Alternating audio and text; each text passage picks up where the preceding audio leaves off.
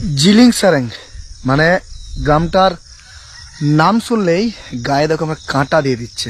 ওই যে দেখতে পাচ্ছ কত দূরে একটা ঝিল আছে, আর এখান থেকে ওই রাস্তা হয়ে গ্রামটা যেতে হবে, আর এইটুকু যাওয়ার জন্য আমাকে 15 কিলোমিটার অতিক্রম করতে হবে।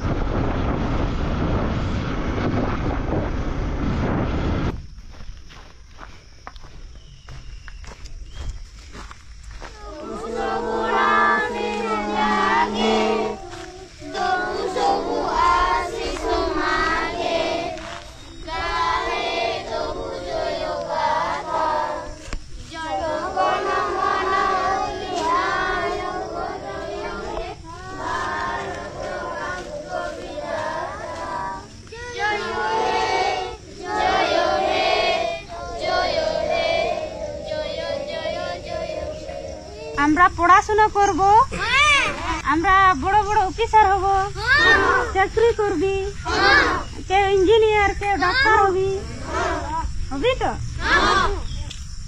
ম্যাডাম ভালো আছেন? হ্যাঁ ভালো আছি। একটা প্রণাম করবো আপনাকে।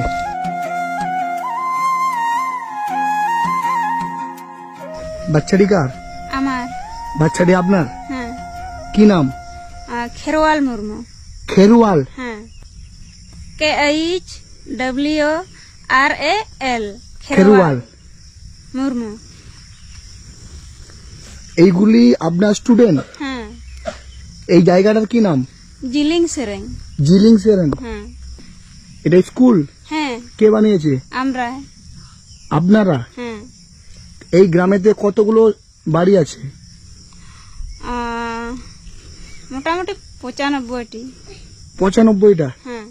আর 95টা বাড়ির বাচ্চা এইগুলো? হ্যাঁ। এই সব বাচ্চাদেরকে আপনি এখানে পড়ান? হ্যাঁ। কত করে টাকা দেয়? বেতন পান আপনি? না, বেতন পান না? না। এই বাচ্চাটার কত মাস বয়স? 2 মাস। 2 মাস বয়স? হ্যাঁ। এই জায়গাটা মানে আমাদের নর্মালি ভূমিপৃষ্ঠ থেকে 1000 ফুট উপরে, এবং এখানে আমি যে এলাম পুরুলিয়া অযোধ্যা পাহাড়, এই যে টপ হিল, সেখান থেকে আমাকে 25 কিলোমিটার আসতে হলো। ওই 25 কিলোমিটারের মধ্যে না একটা দোকান পেয়েছি, না একটা বাজার পেয়েছি। তো এইখানেও থেকে আপনি এতগুলো বাচ্চার দায়িত্ব নিয়েছেন। হ্যাঁ। আপনার 2 মাসের বাচ্চাটাকে নিয়ে আপনি এই ছেলেগুলোকে পড়াশোনা করাচ্ছেন? হ্যাঁ, আমি ওই 2020 থেকে বাচ্চাকে পড়াচ্ছি, তো এখনো পড়াচ্ছি আমার 2 মাসের বাচ্চা নিয়ে। কি নাম তোমার? প্রিয়ঙ্কা। প্রিয়ঙ্কা? তোমার কি নাম? কি নাম তোমার? কি নাম তোমার? এখনো অবধি আমাদের ভারতবর্ষে এই রকম মানুষ আছে যে 2 মাসের একটা বাচ্চাকে কোলে নিয়ে 100টা বাচ্চার দায়িত্ব নিয়েছে। এতগুলো বাচ্চার দায়িত্ব নিয়েছেন? হ্যাঁ। আপনার আর বাচ্চা আছে? আর একটা বাচ্চা আছে। কোথায় ও? ও এই তো। এটা? এটা আপনার বাচ্চা? মানে সব বাচ্চার সাথে সাথে আপনার বাচ্চাও শিক্ষিত হয়ে উঠছে। তো এই যে এতগুলো বাচ্চার দায়িত্ব নিয়েছেন, কেন, কি দরকার ছিল ছোট্ট একটা বাচ্চাকে কোলে নিয়ে এই যে সকালবেলা ভোরবেলা উঠে আপনি এতগুলো বাচ্চাকে এই পড়াশোনার দায়িত্ব নিয়েছেন, সেটা কেন, কি দরকার ছিল সমাজে এত কিছু করার? এখানে মানে পড়াশোনা বলতে কিছুই জানতো না বাচ্চারা বা মা বাবারাও, তার জন্য আমি ভেবে চিন্তে আমি বাচ্চাকে পড়াচ্ছি। তোমরা ভালো আছো? বাংলা বুঝতে পারছো? তোমাদের কি ভাষা ভালো লাগে, আদিবাসী ভাষা না বাংলা ভাষা? আসলে ইনারা আদিবাসী, এবং যে যে জাতের যে ভাষায় যারা বড় হয়েছে তাদের কাছে সেই ভাষাটাই বড়।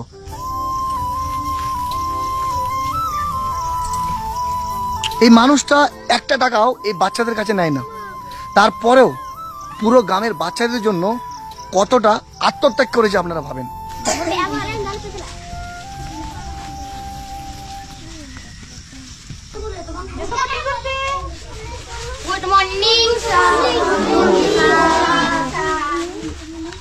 Good morning.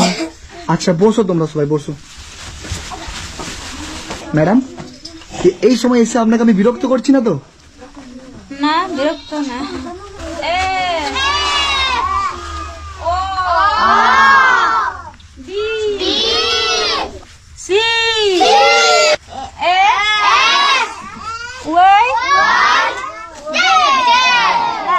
আপনারা ভাবেন যে আজকে প্রকৃত শিক্ষকের দর্শন পেয়ে গেলাম।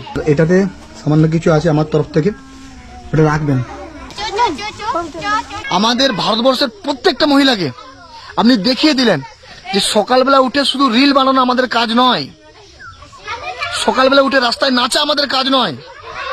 একটা মানুষ চাইলে অনেক কিছু পারে, একটা মহিলা চাইলে অনেক কিছু পারে। ম্যাডাম, আপনার বাড়িও তো কাছাকাছি, তো আপনার বাড়িতে কে কে থাকে? আমার স্বামী, আমার দুটো বাচ্চা আর আমার শ্বশুর আছে। তো আপনার স্বামী, আপনার শ্বশুর, এনার আছে, শাশুড়ি নেই? না, তাহলে বাড়ির কাজগুলো কে করে? আমি করি। আপনি করেন? হ্যাঁ। আপনার হাজবেন্ড কি করে? আপনার বর?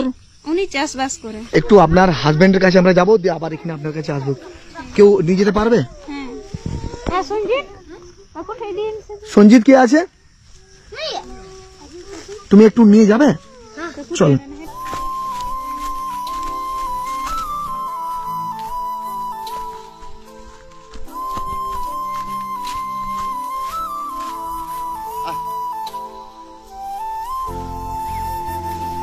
ওই যে ম্যাডাম ওখানে পড়াচ্ছে, হ্যাঁ আপনি কি আপনার ওয়াইফ? হ্যাঁ হ্যাঁ, আমার ভাই।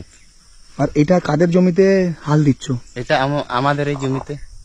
আমাদের তো চাষবাস না করলে নির্ভর করা যায় না। হ্যাঁ, মানে এই মানুষটার জন্যই হয়তো ও এত বড় কাজটা করতে পারছে। আর এই যে গরু দিয়ে নাঙল দিয়া, তো এখানে ট্রাক্টর নেই, মানে মেশিন দিয়ে নাঙল দেওয়া হয় না? আর কোথায় পাবেন এই ব্যবহার জায়গায়? এখানে না সুযোগ সুবিধা আছে না কি আছে? এখানে ট্রাক্টর কোথায় পাবেন? এই লাঙ্গল দিয়ে আমরা চাষবাস করি। ওয়াইফ এখন কোথায় আছে? বউ? ও স্কুলে আছে এখন, আর আমি এই বাড়িতে কাজ সেরে এই লাঙ্গল চালাচ্ছি। তো ওইখান থেকে ক টাকা পাই? বেতন পাই তো? ওইখান থেকে বেতন পায় না, বিনা পয়সাতে? বিনা পয়সাতেই করে। কিছু বলেননি আপনি? আমি বলেছিলাম ওই 2020-তে যখন স্টার্ট করলো, তো সেই সময় আমি বলেছিলাম পড়াশোনা ছেলেদেরকে পড়াশোনা করে লাভ কি হবে। তখন উনি আর মানলো না। আর আমিও কলেজ পর্যন্ত পড়েছি, তার জন্য পড়াশোনার দিক কিছু বুঝি। আরেকবার জড়িয়ে ধরবো। মানে আমরা ঈশ্বরের দর্শন করার জন্য আমরা বিভিন্ন জায়গায় যাই, কিন্তু আমাদের বাড়ির পাশেই, আমাদের কাছাকাছি দিয়ে অনেক ঈশ্বর লুকিয়ে আছে। ম্যাডাম, ওই যে ড্রেসগুলো, একই কালারের যে ড্রেসগুলো পরে আছে, দেখি বাবা একটু।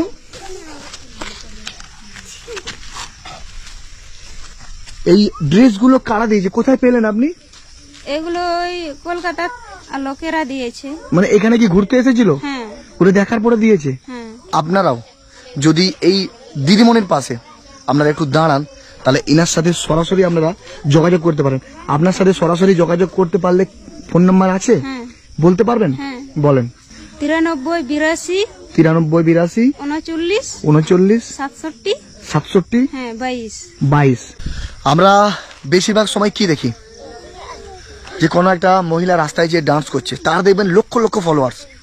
কেউ হয়তো দেখবেন শরীর দেখাচ্ছে, তার দেখবেন lakh lakh million million followers. কিন্তু ইনার ফেসবুক নেই, ইনি সোশ্যাল মিডিয়ায় থাকে না। ইনি সমাজের জন্য কিছু করতে চায়, গ্রামের মানুষের জন্য কিছু করতে চায়, এবং সেটা কি শিক্ষার মাধ্যমে। উনি জানে যে শিক্ষা ছাড়া আমাদের দেশকে কখনো এগোনো যাবে না। তো আমরা সবাই চাই যে এই ম্যাডামকে যেন ভারতবর্ষের প্রত্যেকটা মানুষ চিনে। আমরা এনার জন্য কিছু করতে পারবো না, কিন্তু এই ভিডিওটা শেয়ারের মাধ্যমে আমরা ভারতবর্ষের প্রত্যেকটা মানুষের কাছে এনার বার্তাটা পৌঁছে দেবো।